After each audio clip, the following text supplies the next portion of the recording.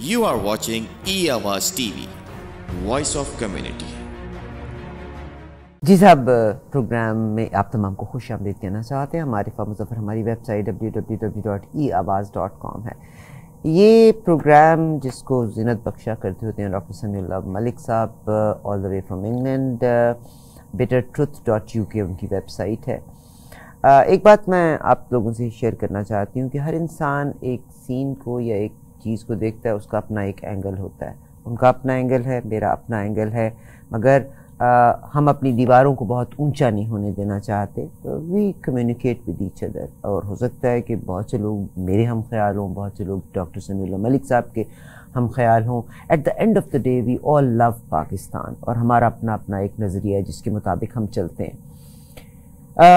आज के प्रोग्राम में भी इंशाल्लाह इसी हवाले से बात होगी। मेरी प्रॉब्लम ये है कि अल्लाह जन्नत नसीब करे मेरी वालदा को, अल्लाह उनके दर्जात को बुलंद फरमाए, आमीन। तो वो हम जब स्टूडेंट भी हुआ करते होते थे, वो हमेशा ये कहा करती होती थी, तेरे मुंह तो पहले आ जाता है, तेरे अल्फाज बात चाहते हैं। तो देख के ही पता लग जाता है कि कितने जा रही हैं। तो कनाडा में जब हम आए तो उसमें था कि I believe action speak louder than words, but unfortunately sometimes हमारे जेस्चर्स जो हैं they become louder than everything else. Anyways, मैं किसी सिलेक्टिव एक्टिविज्म की कायल न हूँ, न थी, न होंगी। This is what my age and I can not change. Yes, इंसानियत का जिक्र होता है, इंसानियत का जिक्र पाकिस्तान के हवाले से। I don't have a power to change the whole world. Unfortunately I can not change Pakistan. Even जो मैंने कायदे आज़म के बारे में पढ़ा है उसके मुताबिक भी नहीं हम चेंज कर सकते। 76 से, और जब से मैंने होश संभाला अपनी एजुकेशन के बाद, तो मैंने तो कियोस ही देखा मुल्क में। मगर अब जो सूरत हाल है, that is beyond everything else and anything else. तो ज़ाहिर है वहाँ पे कंसर्न्स भी आते हैं। मैं जब पाकिस्तान को छोड़ा एक अरसा पहले, समझिएगा तकरीबन 28-30 साल पहले जब मैंने पाकिस्तान छोड़ा, तब भी की स्वाप हुआ करता होता था आला कम्युनिटीज़ के बीच में। और हम यही सोचा करते थे कि या अल्लाह, कुरान के लिहाज से इस मुल्क में कानून की पासदारी का जिक्र होता है, आपके लीडर्स, हमारे लीडर्स कुरान की और सुन्नत की बात तो बड़ी करते हैं, और क्या बात है कि जो ये इशराफिया है ये की स्वाप करती है, और मर्द बड़ी इज्जत के साथ की स्वाप करवाते हैं। मगर अब तो चीज़ें बहुत ही बदतर और बदतरीन हो गई। यस, मेरी रिजर्वेशन ज़रूर है। आप जी सूद का निज़ाम ख़त्म करेंगे, हम वो करेंगे, हम वो करेंगे। सबसे पहले आप कम से कम लोगों को शरीफाना ज़िंदगी तो गुजारने की अकल दे दें। That's all what my concern is.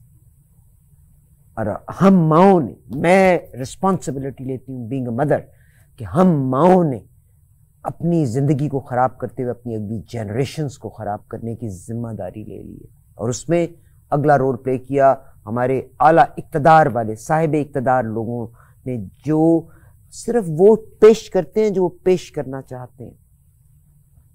Pakistan के लोगों में अकल और शऊर को ख़त्म करना चाहते हैं। वो दिखाना चाहते हैं, मगर actual facts are total different. बस मेरा सिर्फ यही कंसर्न है, आप सच की तरफ सिर्फ आ जाएं। That's all what it is. Doctor साहब, आपको खुश आमदीद कहना चाहती हूँ प्रोग्राम इन साज़ो आवाज़ में। वेलकम। बहुत शुक्रिया।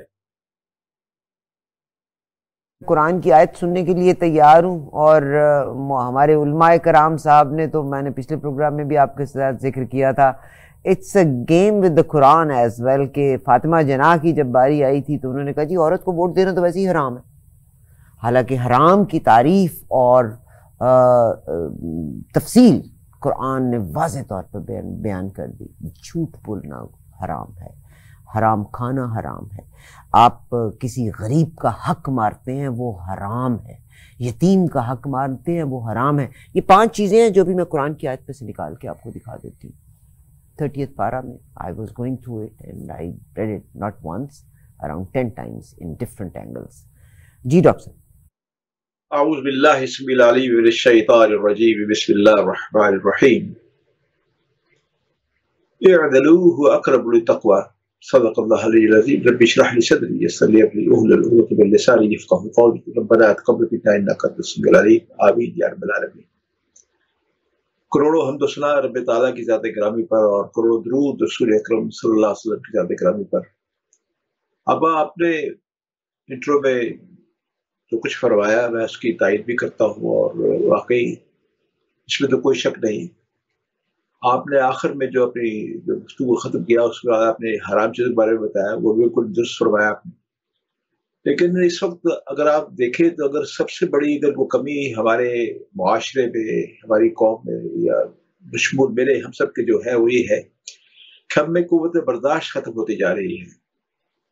होना तो यही चाहिए कि हम अगले आदमी को पूरा मौका दें कि वो बुरी बात करे, उससे अगर कोई इख्तिलाफ है तो बड़े अहसन अंदाज से उसका जवाब दिया जाए और कभी भी इस जातियात पे ना मामला किया जाए, तो जातियात पे ना उछाला जाए।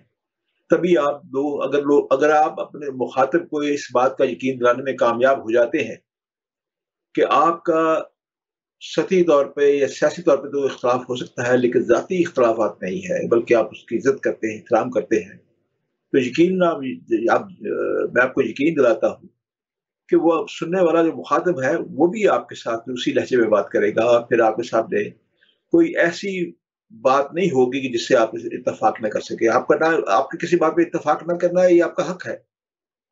इस तरह मेरी आपके तवज्जुह से, आपके सामीन से आपके जो ये भी गुजारिश है कि हम जो किसी बात का तज्जिया करते हैं अपनी अक्ल के मुताबिक करते हैं और कभी अपने आप को अक्ल कुल नहीं समझा भी जो बात हम कर रहे हैं बिल्कुल दुरुस्त होगी।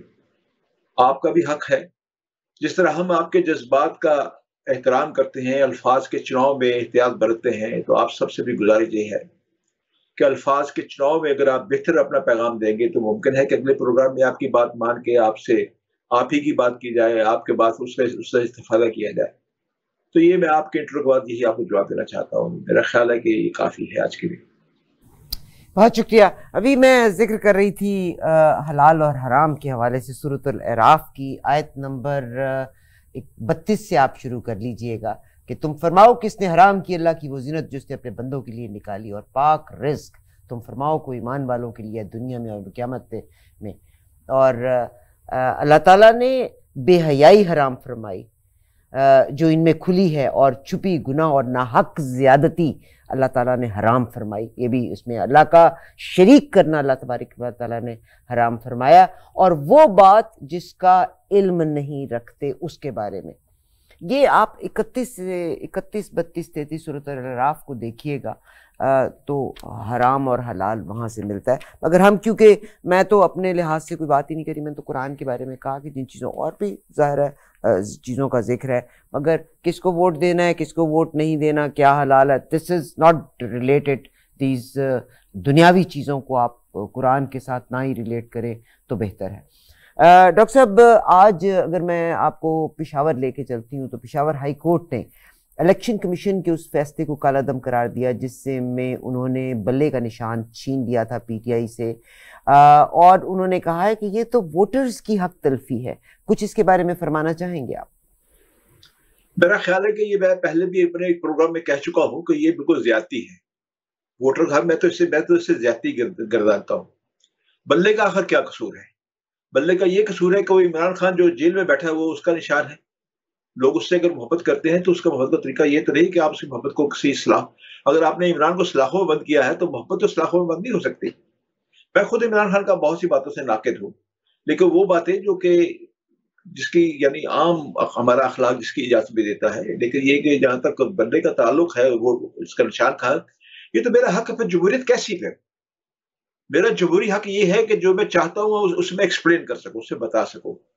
अगर मैं बल्ले पे निशान लगाना चाहता हूं तो किसी के पास ये जुर्म तो नहीं है। मुझे ये साबित किया जाए ना कि जुर्म क्यों है, बल्ले का निशान देना जुर्म क्यों है, ये साबित किया जाए। अगर ये साबित नहीं है तो फिर हक है उसका। और पेशावर हाई कोर्ट ने जो फैसला किया है, इलेक्शन कमीशन का जो फैसला मुस्तरद किया है, तो मैं उसको काबिल तहसीन समझता हूँ। बहुत शुक्रिया डॉक्टर साहब आपका इस बारे में बात करने का। इसके अलावा मुझे ये बताइएगा कि कौन कौन से उम्मीदवार हैं जो बिला मुकाबला जीत गए हैं, क्योंकि कल मैं एक ट्वीट देख रही थी जिसमें कहा गया कि कौन से इलाके से एक शख्स है वो बिला मुकाबला जीत गए हैं। तो क्या ये बिला मुकाबला जीतने का सिलसिला भी शुरू हो गया पाकिस्तान में? बात यह है कि ये पाकिस्तान में तो बड़ा पुराना मामला है ये बिला मुकाबला जीतने का, اور بلا مقابلہ آپ کو یاد ہوگا کہ جب بھٹو صاحب نے دوبارہ الیکشن کروایا تھا تو وہ بھی 2 سیٹوں میں بلا مقابلہ جیت گئے تھے، اور انہوں نے جانا عباسی صاحب دوسرے لوگوں کو جو تھا راتوں رات اغوا کروا دیا تھا، اور جب وہ کاغذات نامزدگی کے یعنی وقت ختم ہو گیا تھا الیکشن کمیشن میں، اس کے بعد کوئی رہا کر دیا گیا. تو اس طرح اگر معاملہ کو ہے، اگر کوئی بلا مقابلہ جیت گیا ہے تو اس کی تحقیق ہونی چاہیے، پتہ لگنا چاہیے کہ واقعی وہ وہاں اس علاقے سے مطلب کسی لوگوں کو پکڑ کر تو نہیں کی گئی. ایک تو یہ بات، یا کوئی اور اس کی طرف سے امیدوار کی طرف سے کوئی دباؤ تو نہیں ہے. تیسری بات یہ میں آپ سے عرض کر دوں کہ میں آج ہی دیکھ رہا تھا، سن رہا تھا، بہت بڑا تبصرہ تھا کہ پاکستان میں سب سے زیادہ جو کاغذات نامزدگی داخل کروائے ہیں اور جو منظور بھی ہوئے ہیں، ان کا تعلق کسی نہ کسی طریقے سے تحریک انصاف سے ہے. انہوں نے نام تو ظاہر نہیں کیا، لیکن سب سے زیادہ جو ان کے کاغذات جو ہے ان کے جو ہے وہ منظور ہوئے ہیں.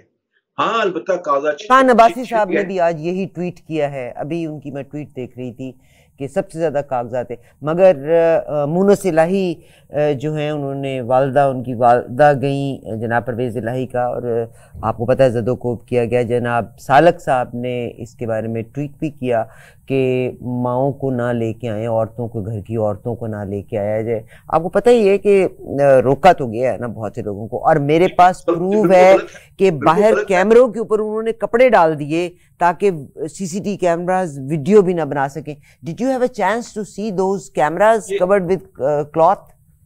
اپا یہ بالکل غلط ہے. پرسوں یہ معاملہ ہوا تھا، اور اسی وقت جب میں نے مجھے پتا چلا، جب دیکھا میں نے ٹی وی کو، اسی وقت میں نے اس کے بارے میں جو اتفاق سے پروگرام بھی میرا ایک ہونے والا تھا، اس میں نے بڑی کھلے لفظوں میں تردید کی.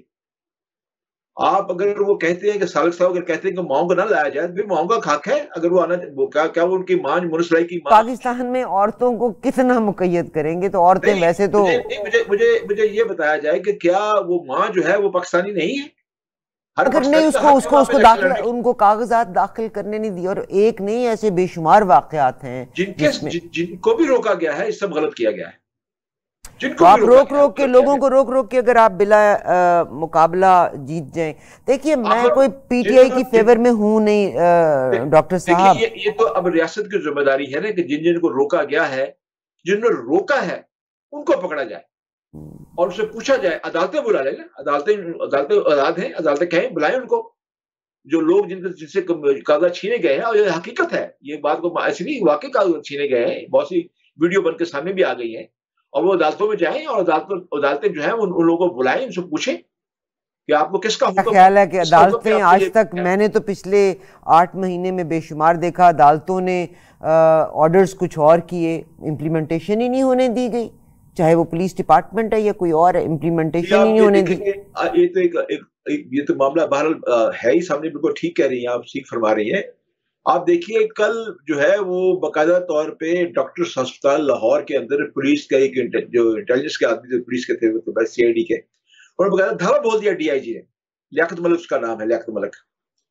اس کی وجہ یہ تھی ہوگا ایسا ڈاکٹر صاحب، اس کا باپ کو وہاں پہ زیر علاج تھا، کوئی بات ہوئی تو اس بات کو سیکھ پا ہو گیا، اور اس نے باقاعدہ طور پہ سینکڑوں اپنے پولیس کے آدمی بلا لیے، ایس پی بلا لیے، بہت سارے بلا لیے، اور باقاعدہ ڈاکٹر کو زد و کوب کیا. جو صحافی گئے ہوئے تھے وہاں پہ ان کو زد و کوب کیا گیا، اور باقاعدہ بڑا ہنگامہ ہوا، کئی گھنٹے ہنگامہ رکھا گیا. ان کے جو ٹی وی کے پروگرام، جو ٹی وی تھے، سی ٹی وی، وہ بند کر دیے گئے، اٹھا لیے گئے. پھر باقاعدہ طور پہ پھر پاکستان کو، پنجاب کے جو وزیر اعلیٰ تھے محسن نقوی، ان کو مداخلت کرنی پڑی، اسے او ایس ڈی بنایا گیا. لیکن ابھی تک اس واقعے کے خلاف کارروائی نہیں ہو سکی، پرچہ درج نہیں ہو سکا.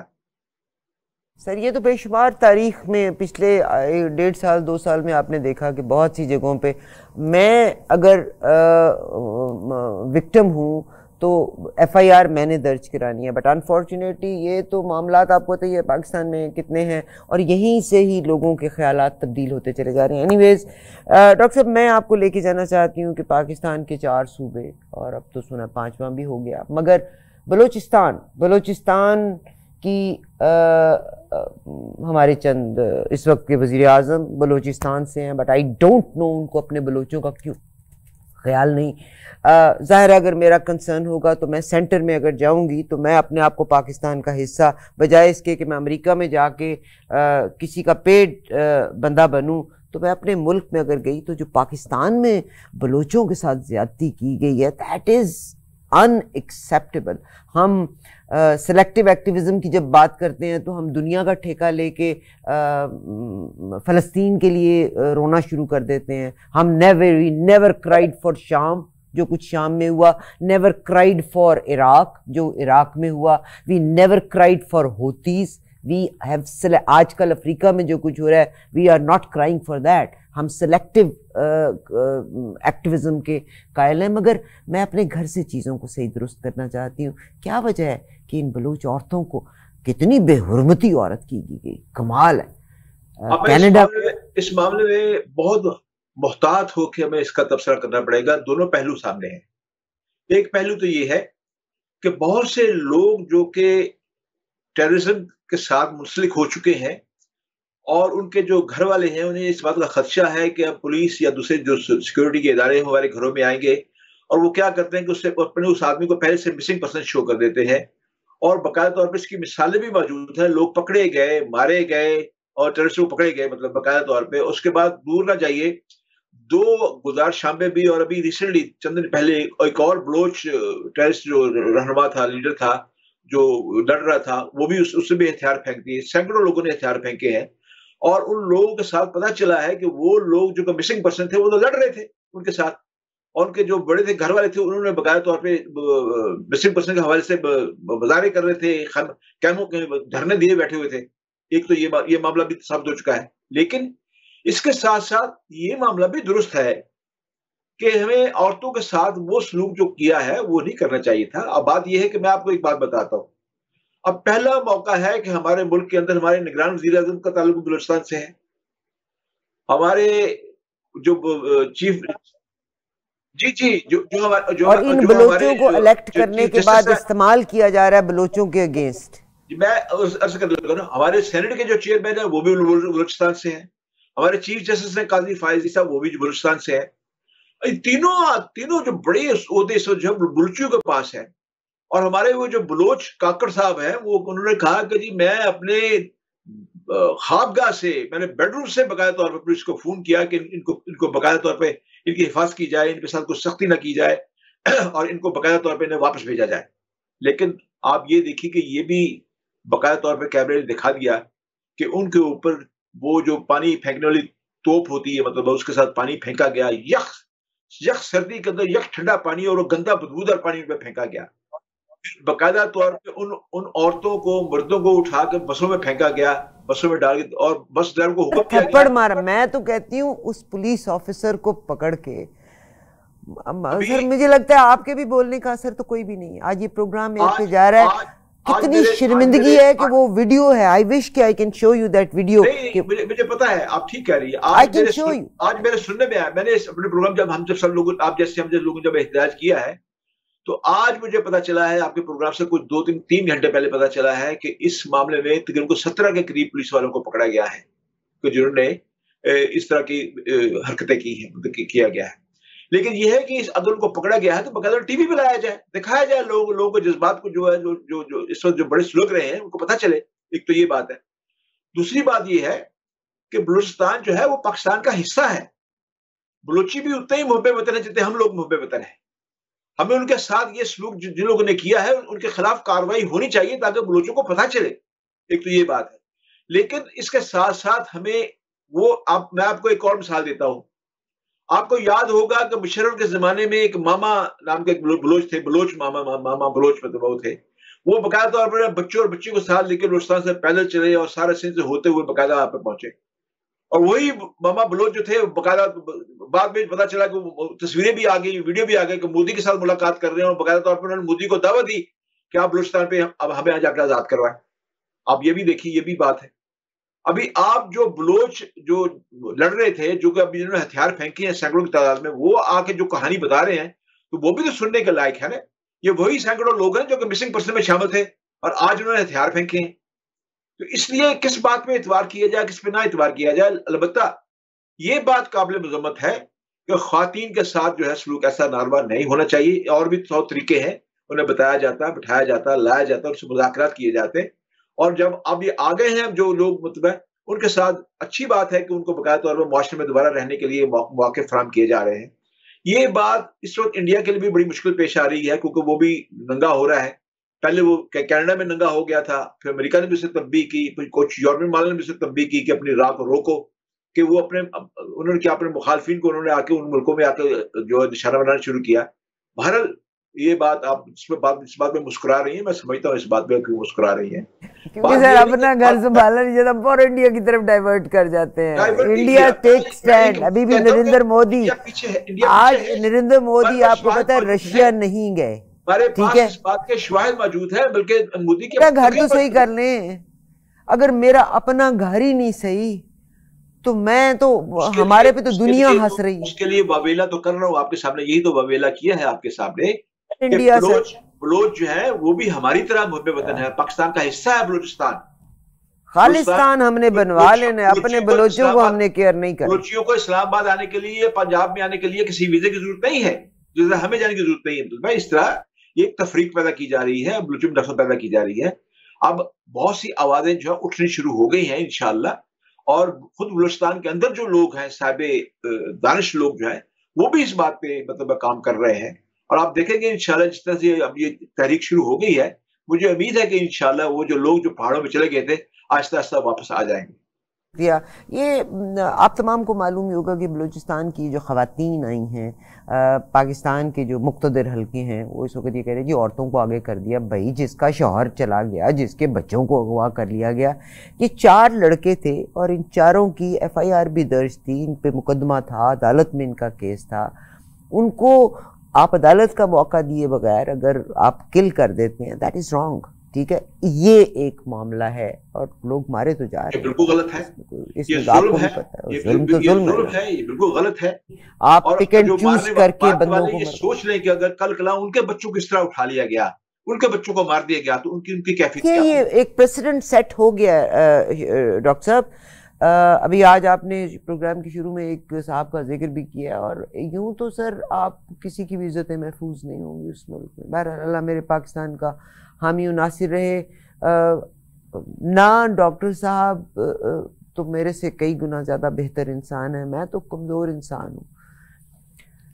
کینیڈا میں بھی ہم کمپرومائزرز ہیں, اس میں کوئی شک نہیں. Pakistanis are always compromiser. میری بات تلخ ہے, میری بات بری لگتی ہے آپ کو, ہم عہدے کے لیے. میں نے ایک ہمارے جرنلسٹ ہیں, انہوں نے ٹویٹ کیا, تو میں نے ان کی ٹویٹ کے اوپر صرف اتنا لکھا تھا, It reminds me 100 years ago when Sharif of Makkah, he sold Ottomans to Britishers and French for the sake of his position and اپنے بچوں کی 4 بچوں کی بادشاہت کے لیے. 2 کو بادشاہت مل بھی گئی تھی, مگر اس وقت ایگزیکٹلی سیم چیز ہو رہی ہے. ہر آدمی صرف یا تو اپنی پوزیشن کو یا اپنے پیسے کو یا اپنے اقتدار کو سنبھالنا چاہتا ہے. None of us, ہم تمام کے تمام ٹولز ہیں کسی نہ کسی کے. اور شاید کہ اگر میں ٹول بن جاؤں نا تو میرے حالات زندگی بہت بہتر ہو سکتے ہیں. The station what I run, it cost me so much. But I would prefer to survive. Because میں یقین کرتی ہوں کہ شیر کی 1 دن کی زندگی گیدڑ کی 100 دن کی زندگی سے بہتر ہے. اللہ میرا حامی و ناصر ہے. میں نے پروگرام کے شروع میں عرض کیا تھا کہ دراصل ہمارے اندر جو ہے نا وہ جو ضبط کا مادہ ہے, جو ضبط برداشت کا جو حد ہے وہ ختم ہو گئی ہے, ختم ہوتی, باقی جو کے پاس ہے وہ بھی ختم ہوتی جا رہی ہے. اس کی وجہ یہ ہے کہ ہم جب دیکھتے ہیں کہ زیادتی پہ کوئی رد عمل نہیں آتا کسی کا, لوگ خاموش ہو جاتے ہیں. اب دیکھیے کسی آپ معاشرے کے اندر سب سے بڑا ظلم کیا ہوتا ہے؟ یہ ظلم یہ ہوتا ہے کہ کسی پہ آپ ظلم ہوتا ہے دیکھیں اور خاموشی سے گزر جائے. یہ اس سے بڑا ظلم ہے. گویا معاشرہ آپ کا مر رہا ہے, آپ کی سوسائٹی جو ہے وہ مطلب خاموش ہو گئی ہے, بدل ہو گئی ہے, اس کا ضمیر جو ہے اس میں پہرے بٹھا دیے گئے. سب سے بڑی بات یہ ہے کہ وہ لوگ جو ہے نا وہ اٹھتے ہیں. سوسائٹی تب بنتی ہے معاشرے میں لوگ اٹھتے ہیں, کسی میں زیادتی ہو رہی ہوتی ہے وہ یہ نہیں دیکھتے. اب آپ انقلاب فرانس کو دیکھ لیجیے, وہ کیوں آیا تھا؟ ایک ظلم تو ہو رہا تھا, لیکن ایک پتھر مارا, وہ کس لیے مارا؟ کوئی پولیس والے نے ایک آدمی کو ناجائز مار دیا, فرینچ پولیس والے, اس کو پولیس والے کو پتھر مارا گیا, اور پتھر مارنے میں اس نے جب گالی دی تو لوگ پھر کھڑے ہو گئے, اس نے پولیس والے کو مار دیا. پھر پولیس والے کے دوسرے لوگ آ گئے. اس سے پھر چلتے چلتے آپ بھی جانتی ہیں فرانس کی جو انقلاب کی تاریخ ہے وہ انقلاب آ گیا. تو اس لیے یہ زیادتیاں جب ہونا شروع ہو جاتی ہیں معاشرے کے اندر، تو پھر معاملہ جو ہے آدمی ریاست کے ہاتھ سے نکل جاتا ہے، پھر معاشرہ جو ہے خود اپنے فیصلے کرنے شروع کر دیتا ہے. وہ فیصلے غلط ہوتے ہیں، ان کے حق میں جاتے ہیں، یا ظلم کی طرف جاتے ہیں، یا اور تباہی جاتی ہے. اب آپ دیکھیں انقلاب فرانس آیا تو انہوں نے ہر اس آدمی کا سر قلم کر دیا جس کے ہاتھ نرم تھے، جس کے کالر سفید تھے. انہوں نے ہر آدمی اس کا سر قلم کر دیا، اسے برچے کے نیچے رکھ دیا مطلب ہے. تو یہ اس معاملے سے بچنے کے لیے اس حالات تک پہنچنے سے پہلے ضروری ہے کہ ہمارے جو لوگ اس وقت صاحب مقتدر ہیں، جو اقتدار میں بیٹھے ہوئے ہیں، وہ ان زیادتی کی طرف توجہ دیں اور باقاعدہ طور پہ لوگوں کو نظر آئے کہ ان کا ریاست کے یعنی عوام کو جو نظر آئے ریاست ماں ہوتی ہے. پتہ چلے جس طرح ماں اپنے بچے پہ ظلم برداشت نہیں کر سکتی، وہ باقاعدہ طور پہ ماں کا ایک کردار ادا کرے، باقاعدہ طور سامنے آئے. تو اس لیے میں آپ کی تمام باتوں سے اتفاق کرتے ہوئے یہ کہوں گا. بہت شکریہ. میں ایک اور چیز کی طرف ہائی لائٹ کرنا چاہتی ہوں، اور یہ کینیڈا میں بھی ہے، اور میں یہیں سے اپنے پروگرام کا اختتام کروں گی. یہ کینیڈا میں بھی ہے، اور ایون وہ فارنرز جو کینیڈا میں آتے ہیں ان سب پہ امپلیمنٹ ہوتا ہے. پاکستان کا اور ہم تمام کا ایک دوسرے کو متاثر کرنے کا ایک طریقہ کار ہے. ہم بڑے گھر کے بیچ میں رہنا شروع کر دیتے ہیں، بڑے لوگوں سے میل ملاپ رکھتے ہیں، بڑی بڑی گاڑیاں رکھتے ہیں، اور اسی گراؤنڈ پہ ہم فراڈز بھی کرتے ہیں، یا ہم لوگوں کو امپریس بھی کرتے ہیں، لوگوں کو سپریس بھی کرتے ہیں اپنی جائیداد سے، اپنے رکھ رکھاؤ سے، اور اپنے پروفیشن سے. کینیڈا میں اگر آپ نے انجینئرنگ کی ہوئی ہے اور آپ کینیڈا میں ہیں تو you can not use word engineer with your name unless you have licence for that. ٹھیک، اس کے لیے آپ جائیے the use of professional title and designation. In Canada not just anyone can use the title engineer. To practise engineering and use of title engineering, you must be licensed by the engineering regulators for the province territory where the title is being used. Regulations minimize risk to the public safety and ensure that these activities are conducted by licensed engineers. Pakistanis جب Canada میں بھی آتے ہیں تو بعض اوقات جو لوگوں کو امپریس اور سپریس کرنے کے لیے اپنی ان چیزوں کو استعمال کرتے ہیں, that is absolutely illegal unless you are licensed by these authorities here in Canada. It cost around $2,500 سال کی فیس ہے. آپ نے وہ فیس بھی پے نہیں کرنی, اور آپ وہ ٹائٹل کو استعمال کرتے ہوئے لوگوں کو امپریس اور سپریس بھی کرنا چاہتے ہیں, which is wrong according to this law in Canada. یہ بدنصیبی ہے, آپ بالکل صحیح کہہ رہی ہیں. یہ ہمارے معاشرے میں آج سے نہیں بہت دیر سے چل رہی ہے, اور یہ وہی ہوتا ہے جب معاشرے میں اونچ نیچ آ جاتی ہے, جب معاشرے سر آپ تعصب اپنی ذات پات سے, اپنی جائیداد سے, اپنے مرتبے سے, اور پھر اپنی ڈگریوں سے, چاہے آپ کی جعلی ڈگریاں ہی کیوں نہ ہوں. اور میرا خیال ہے آپ کو چھوٹے سے 2 واقعے سنا دیتا ہوں. اراؤنڈ دا ورلڈ, دنیا کے ریناؤنڈ لوگوں کو اگر آپ دیکھ لیں, وہ اپنی ایجوکیشنل کریڈینشلز کو اپنے ساتھ لگا کے استعمال نہیں کرتے. یہ جو جتنا چھوٹا آدمی ہے وہ اپنے آپ کو بڑا ظاہر کرنے کے لیے وہ تمام کریڈینشلز لگانے کی کوشش. میں آپ کو چھوٹے سے اسی معاملے میں آپ کی بات کی تائید میں آپ کو 2 چھوٹے چھوٹے واقعے بتا دیتا ہوں. ایوب خان کے زمانے میں برطانیہ کے جو ملکہ گئی تو ایک صاحب ڈیوک بھی ان کے جو ہسبینڈ تھے وہ بھی گئے, اور ایوب خان نے تعارف کرایا جب ان کے ساتھی نے کہا کہ یہ ہمارے ملک کے سب سے بڑے ٹیکسٹائل کے ٹائکون ہیں. تو انہوں نے پوچھا یہ جو آپ نے سوٹ پہنا ہوا ہے یہ آپ کی اپنی مل کا بنا ہوا ہے؟ انہوں نے کہا جی نہیں. اور یہ ٹائی آپ کے اپنے ملک کی ہے کہ نہیں؟ یہ شرٹ نہیں, یہ نہیں. تو انہوں نے کہا پھر آپ کیسے ٹائکون ہیں, آپ ٹیکسٹائل کے آپ مطلب ہے؟ انہوں نے کہا جی ہم آپ کے ملک کو بھیجتے ہیں اور آپ کے ہاں کے بنے ہوئے کپڑے پھر ہم پہنتے ہیں. انہوں نے کہا کہ اگر آپ کپڑے بناتے ہیں تو پھر بناتے کیوں, آپ سلواتے کیوں نہیں اپنے آپ؟ ایک تو یہ مثال کافی آپ کے سننے کے لیے. دوسری بات یہ ہے کہ آپ یہ دیکھیے کہ میں دنیا کے جو بڑے بڑے جو 3-4 آدمی جو بہت امیر آدمی ہیں ان میں بل گیٹس بھی شامل ہے اور بھی دوسرے شامل ہیں, مطلب ہے ان کا زندگی کا دیکھ لیجیے. کئی دفعہ میں نے ان کی تصویریں دیکھی کہ بل گیٹس جو ہے وہ میکڈونلڈ میں لائن میں کھڑا ہے, اپنے برگر کا انتظار کر رہا ہے, برگر لکھنے کا انتظار کر رہا ہے. مطلب وہ تو متاثر نہیں کر رہا ہے کسی کو, ہمیں تو اس کی یہ چیز اس نے متاثر کیا ہے, اس کی سادگی نے. مطلب ہے پھر آئیے اب آپ بتائیے, اسلام میں سب سے زیادہ جو درس دیا گیا وہ سادگی کا دیا گیا ہے. اسلام میں کہیں دولت یعنی مال و متاع کا نہیں ہے, بلکہ میں آپ کو ایک چھوٹی سی بات بتا کے پھر آپ کو ختم کرتا ہوں اس بات کو. اس کا نہ ہی ذکر کریں کیونکہ اسلام پاکستان میں آپ کو پتہ ہے برانڈڈ نیمز برانڈڈ پرس تو there is no use to mention this doctor صاحب I don't think so there is any use of it. ہم تو سادگی کہاں ہے کس کے بیچ میں سادگی ہے تو پھر اس لیے it's better not to use that. ہم تو تمغے اور عہدے اور اسی چیز پہ میں یہ آخری میں نے فیکٹ پہ بیس کرتے ہوئے recently I had been through some situation. یہ دراصل وہ لوگ جو کہ انفیریٹی کمپلیکس میں مبتلا ہوتے ہیں نا بہن تو وہ ان چیزوں کا فائدہ بالکل آپ نے صحیح فرمایا بالکل صحیح فرمایا.